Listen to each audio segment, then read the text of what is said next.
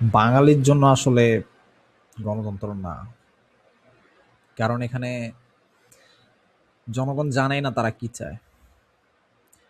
আপনি বাংলাদেশের যদি আমি ২০ কোটি মানুষ ধরি আপাতত, এর মধ্যে হচ্ছে ধরেন যে ৬ থেকে ৭ কোটি আছে, আরো বেশি হবে, যারা অ্যাকচুয়ালি নিজের অধিকার সম্পর্কে অবগত না। তারা আসলে জানেই না তারা কি পাবে একটা দেশ থেকে, একটা রাষ্ট্র থেকে তারা কি, কি জিনিস এক্সপেক্ট করতে পারে, তারা যে ওই জিনিসটাই জানে না। তো এক্ষেত্রে কি হয়, ভোটের সময় আসলে তাদেরকে যখন ৫০০-১,০০০ টাকা ধরায় দেওয়া হয়, তারা ওই যে তাদের যেই ভোট দেওয়ার অধিকারটা, তারা সেটাকে ওই জায়গাতে কাজে লাগায়। আর এমনভাবে কাজে লাগায় জিনিসটা হচ্ছে, ধরেন যদি আমি বলি, একজন স্বশিক্ষিত মানুষ কখনোই ১,০০০ টাকার জন্য ৫ বছর হচ্ছে অন্য কাউকে দিয়ে দেবো না রাষ্ট্র চালানোর জন্য। কিন্তু যে আসলে বুঝে না যে আগামী ৫ বছরটা আমার নির্ভর করতেছে একটা ভোটের উপরে, সে কিন্তু ওই ১,০০০ টাকার কারণে হচ্ছে ভোটটা অন্য কাউকে দিয়ে দিচ্ছে, যাকে সে চিনেও না জানেও না, এমনও আছে। জাস্ট সে রাজনীতিও বুঝে না, বা একটা দেশের সিস্টেম কিভাবে কাজ করে সেটাও জানে না। সে হচ্ছে ভোটটা একটা, লাইক, চাঁদা, হোয়াট এভার, লাইক, আমি এখানে অন্য কোনো কিছু বলতে চাচ্ছি না। তো এই আর কি অবস্থা আর কি বাংলাদেশের, যে এখানে গণতান্ত্রিক রাষ্ট্র আসলে কায়েম করে কিছুই করা যাবে না। কারণ যেখানে আপনার জনগণই জানে না তারা কি চায়, সেখানে আসলে এই সিস্টেমে ভোট করে বা গণতান্ত্রিক একটা সিস্টেমের মাধ্যমে এই দেশ আগাইতে পারবে না। আমার মনে হয় যেটা, সেটা হচ্ছে কেউ একজন নিজেকে স্যাক্রিফাইস করতে হবে এই জায়গাতে। সেটা কি রকম?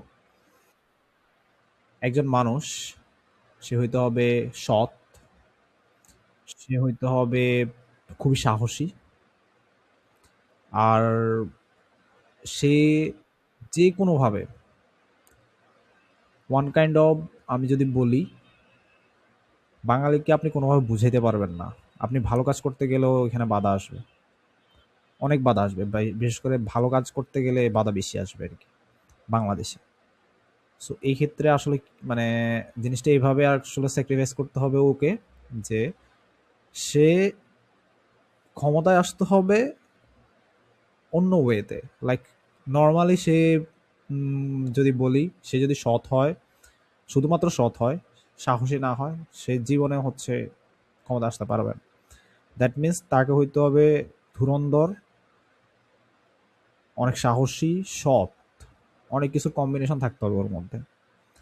ওকে ক্ষমতায় আসতে হবে একদম মানে, লাইক স্বৈরাচার যেমনে করে আর কি, বা ভোটে ইঞ্জিনিয়ারিং যেমনে করে, ওকে ক্ষমতা আসতে হবে এভাবে। এই জায়গাতে ওকে একটু অসৎ হইতে হবে, ক্ষমতায় আসতে হবে।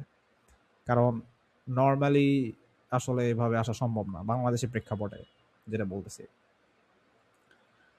তো তাকে হচ্ছে ক্ষমতায় আসতে হবে ২ নম্বর ওয়েতে। শুধু এই জায়গাতে ২ নম্বরই করতে হবে, যদিও সে সৎ থাকতে হবে পরবর্তীতে, বাট শুরুটা তাকে ২ নম্বরে দিয়ে করতে হবে। দেন যখন তার হাতে ক্ষমতা আসবে, এরপর থেকে তার সততার আসলে বহিঃপ্রকাশ করতে হবে সে। এরপর আর কোনো ২ নম্বরই করা যাবে না। তো ওই জায়গাতে হচ্ছে তাকে এমন একটা সিস্টেম বিল্ড করতে হবে যেখানে তার কাছে থাকবে হচ্ছে পুরা রাষ্ট্রের নিয়ন্ত্রণ।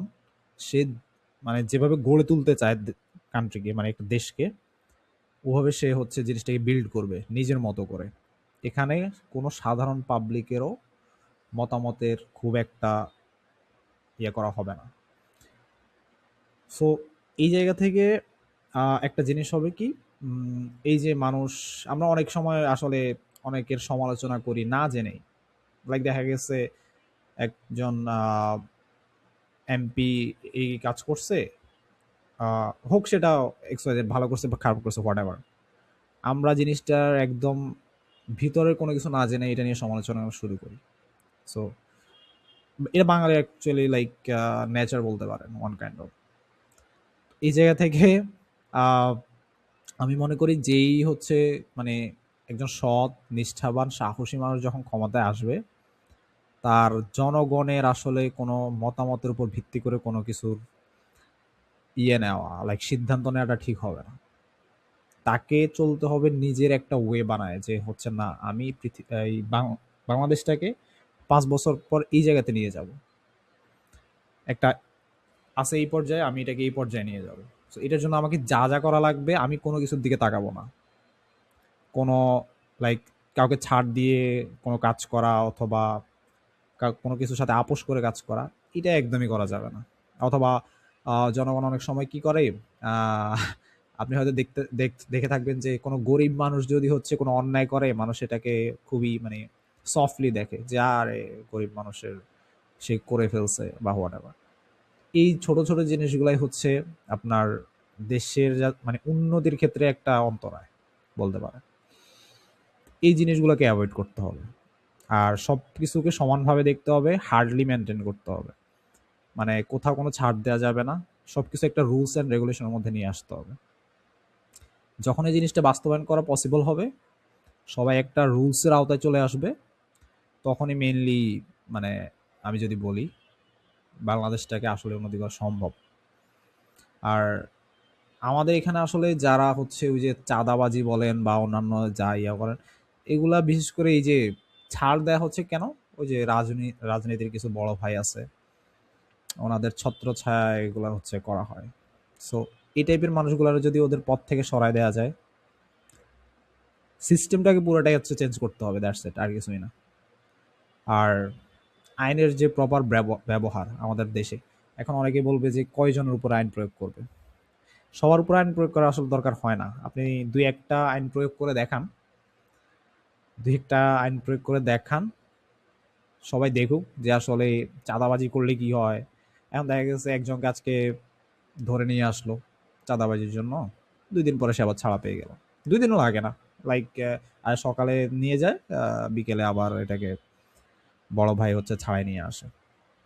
তো এভাবে হচ্ছে আর কি মেনলি জিনিসগুলো বাংলাদেশে চলতেছে।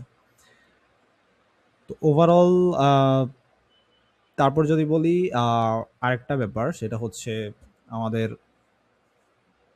যে এমপিরা আছে অ্যাকচুয়ালি, আমরা জানি আসলে ক্ষমতায় আসার জন্য সবাই অনেক টাকা খরচ করে, এগুলো আবার উঠাইতে হচ্ছে, দুর্নীতি করা লাগে প্রচুর। সো এই জিনিসটা আবার সাধারণ মানুষ বুঝে না, যে এই লোকটা ক্ষমতায় আসার জন্য এত টাকা কেন খরচ করতেছে, কেন তার এখানে লাভটা কি। সে তো এখানে আসতেছে মেইনলি, জনগণ বুঝে যে একজন এমপি আসতেছে তাদের জনসেবা করার জন্য, স্বাভাবিক। বাট মানুষ এইটা কেন বুঝে না যে সে এত টাকা তাহলে কেন খরচ করতেছে মানুষের ইয়ে, তার যে পাবলিসিটি করার জন্য বা হোয়াট এভার, মানে একটা নির্বাচনের আগে যে খরচগুলো করা হয়, এতে এত কেন খরচ, এই টাকাগুলো সে পরে কিভাবে উঠাবে।